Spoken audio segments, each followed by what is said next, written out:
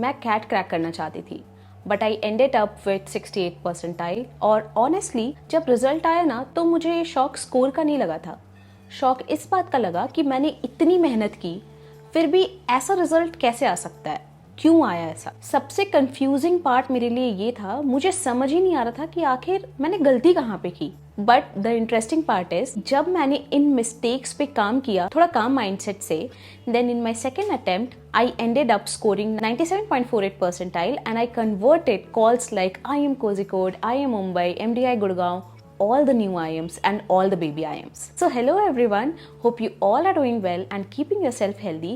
My name is Anshika Singh and I have completed my MBA from IIM Mumbai and currently I'm working at Amazon. आप cat की preparation कर रहे हो या फिर अगर आप स्टार्ट करने वाले हो या फिर स्टक हो स्टार्ट करने के बाद, this video can literally save you months of wrong efforts. मैं कोई टॉपर नहीं हूँ but I have seen both the sides, under perform करना भी और इम्प्रूव करना भी, और इसी वजह से मैं आपको वो सारे मिस्टेक्स बताऊंगी जो शायद ही कोई आपको बताएगा। So guys, instead of just listening to this video, pause the video after every mistake and ask yourself, क्या मैं भी ये सेम गलती कर रहा हूं या रही हूं? Because awareness is the very first step to the improvement. And yes, comment section में जरूर बताना कि किस मिस्टेक्स पे वीडियो आपने पॉज किया था। सबसे बड़ी मिस्टेक की मेरी mistake number 1, lack of clear strategy. मुझे लगता था सिर्फ पढ़ लेना ही इनफ है। मैं डेली पढ़ती थी बट बिना किसी क्लियर स्ट्रैटेजी के। कभी मैं क्वांट पढ़ती थी, कभी मैं LRDI पढ़ती थी और कभी VARC, जो मन में आया बस वो लेकर के बैठ गई। मेरा कोई भी प्रॉपर स्ट्रक्चर या फिर प्लान नहीं था। एक एग्जांपल देती हूँ, मैं क्वांट में बहुत ज़्यादा टाइम स्पेंड करती थी बट VARC को मैं थोड़ा इग्नोर करती थी क्योंकि वो मुझे बोरिंग लगता था और मुझे लगता था कि मैं इसमें बहुत ज़्यादा प्रोडक्टिव हूँ क्योंकि मैं तो क्वांट के दिन में 40-50 क्वेश्चन सॉल्व कर रही हूँ। But actually I was just busy, not improving.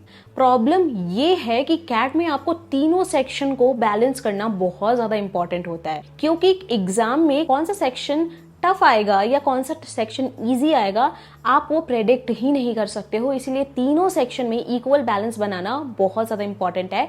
और अगर आप टॉप 20 स्कूल को टारगेट कर रहे हो तो आपको सिर्फ ओवरऑल स्कोर इंप्रूव नहीं करना होगा, you will also have to clear the sectional cut of.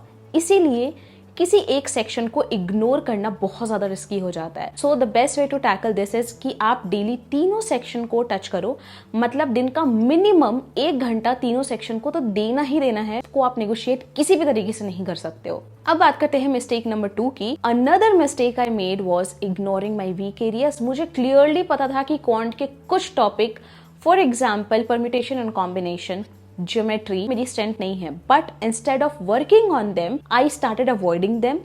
मैं वही टॉपिक प्रैक्टिस करती थी जिसमें मैं ऑलरेडी कंफर्टेबल थी और उन सेक्शंस को सॉल्व करके मुझे एक इंस्टेंट कॉन्फिडेंस मिलता था एंड आई फेल्ट लाइक कि मैं बहुत ज़्यादा प्रोडक्टिव हूँ। फॉर एग्जाम्पल, अगर मुझे अरिथमेटिक का क्वेश्चन ईजी लग रहा था तो मैं उसी के क्वेश्चन बार बार सॉल्व करती रहती थी, बट मुझे ध्यान ज्योमेट्री पे देना चाहिए था। मैं ज्योमेट्री के क्वेश्चन को बाद में करूंगी बोल बोल करके उसको टालती रही, स्किप करती रही।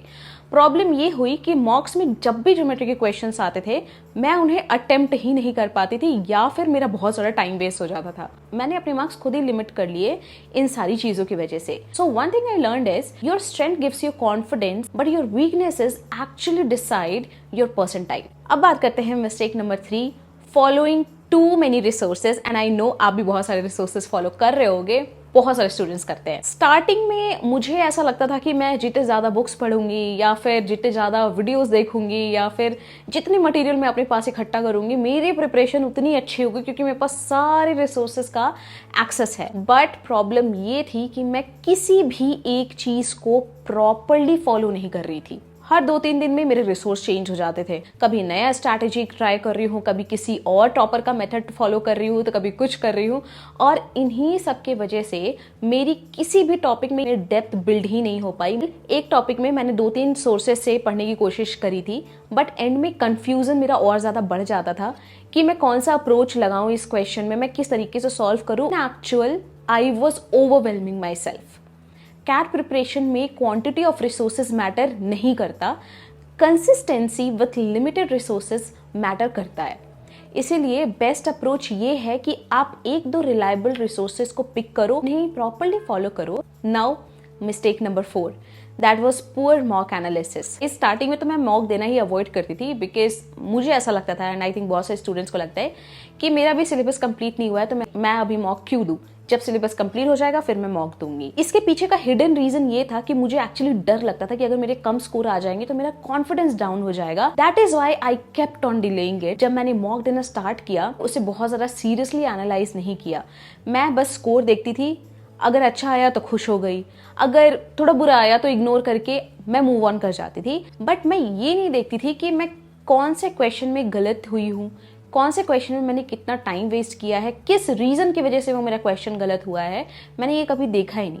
फॉर एग्जाम्पल, कई बार मैं क्वेश्चंस को सिर्फ देखकर छोड़ देती थी, बट बाद में अगर मैं उसे दोबारा सॉल्व करके समझने की कोशिश करती थी, मुझे समझ आता था कि अच्छा ये क्वेश्चन तो मैं बहुत इजीली कर सकती थी, जस्ट बिकॉज क्वेश्चन का लेंथ बहुत ज्यादा बड़ा था, मैंने इसे छोड़ दिया। एंड गाइस, मैं ये मिस्टेक बार बार रिपीट कर रही हूँ, बट मुझे पता ही नहीं चल रहा था कि मैं ये मिस्टेक बार बार कर रही हूँ। और मुझे पता क्यों नहीं चल रहा था, because I was not tracking it.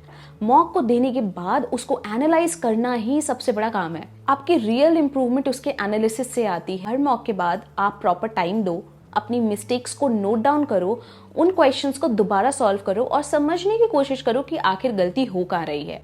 Now let's talk about the mistake number 5, which is lack of consistency. It's not like I was not studying. I was studying but not consistently.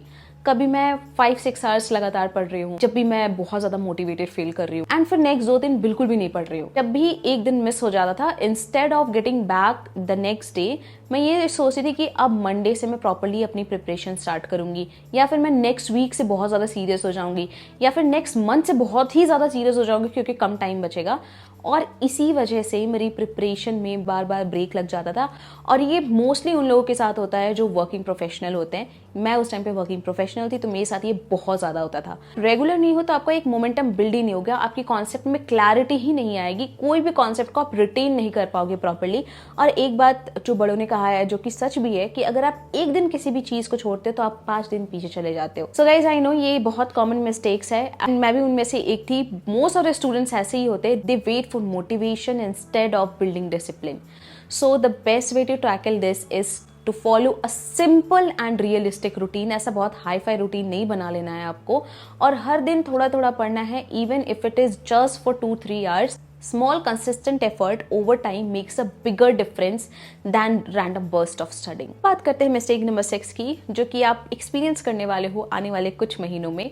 Unhealthy comparison. I was constantly comparing myself with other friends, coaching student. जब भी किसी का high score मैं देखती थी, I would immediately feel like I am following behind, और उसके बाद मैं अपनी स्ट्रैटेजी पे डाउट करने लगती थी instead of focusing on my own preparation. For example, अगर किसी ने बोला कि वो डेली 8 से 10 घंटे पढ़ता है, या फिर किसी स्पेसिफिक रिसोर्स से प्रिपेयर कर रहा है, तो मैं भी वही फॉलो करने की कोशिश करती थी, ये सोचकर कि शायद अगर मैं भी ये करूंगी तो मेरा स्कोर इंप्रूव हो जाएगा, even if it didn't suit me. और इससे क्लैरिटी आने के बजाय और कंफ्यूजन मेरा बढ़ जाता था। मुझे लगता था शायद मेरी स्ट्रैटेजी ही गलत है, और इसी चक्कर में मैं बार बार अपना अप्रोच चेंज करती रहती थी। देखो भाई, सारे स्टूडेंट्स अलग है, सबका माइंडसेट अलग है, तो जरूरी नहीं है कि एक चीज जो मेरे लिए काम की है वो आपके लिए भी काम करेगी। Best way to tackle this is कि ट्रैक योर ओन प्रोग्रेस। क्या आप इस हफ्ते पिछले वाले हफ्ते से बेटर हो या नहीं? अपने प्रीवियस मॉक से कंपेयर करो, अपनी मिस्टेक्स पे काम करो, और focus on your self. Focus on improving yourself instead of looking at others. So guys, these were some biggest mistake I made during my CAT preparation, and honestly I feel most of us make these without even realizing it. अगर आप अभी cat की preparation start कर रहे हो तो please in mistakes को avoid करने की ट्राई करना. So guys, that's all in this video. I hope आपको ये वीडियो काफी ज्यादा इन्फॉर्मेटिव लगी हो. अगर आपको ये वीडियो अच्छी लगी हो then please do not forget to hit the like button and subscribe to my channel. So guys, till then, bye bye, take care and keep rocking it, keep preparing hard. All the best, bye.